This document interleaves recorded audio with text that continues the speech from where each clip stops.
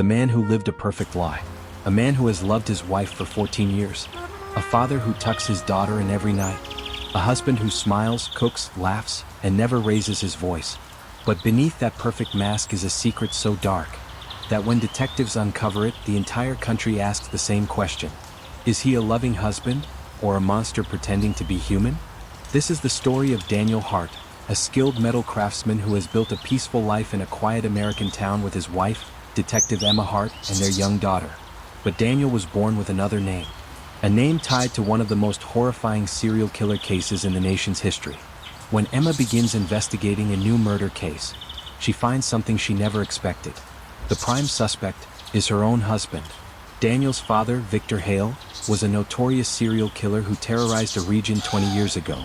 After Victor's death, police believed the case was closed. What is this until place? new victims begin appearing with the exact same signature. The media explodes with rumors. Did Victor Hale's son inherit his evil? Is Daniel Hart the new flower killer? Emma is forced to secretly investigate her own husband. She discovers Daniel changed his identity. He hid his childhood. He faked emotional reactions. He has no past friends, no school records, nothing. Everything about him is a lie, except the way he treats his wife and child. Emma begins to question everything. Did I marry a murderer?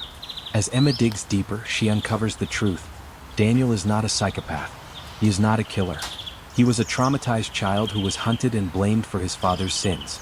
The town believed evil runs in the family, so Daniel learned to survive by hiding his identity, masking his emotions, living quietly under a new name.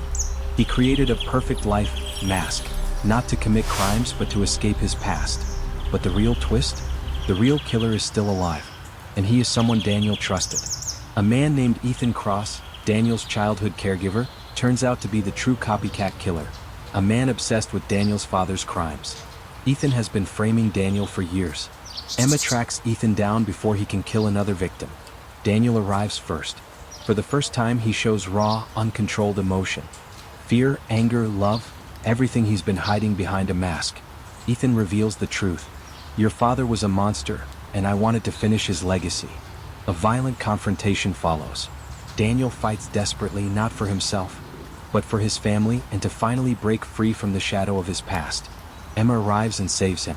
Daniel collapses, exhausted and bleeding, whispering, I didn't want you to see who I used to be. Emma holds his hand. You're not your father. You never were. Ethan is arrested. Daniel is cleared of all murder charges, but the scars remain.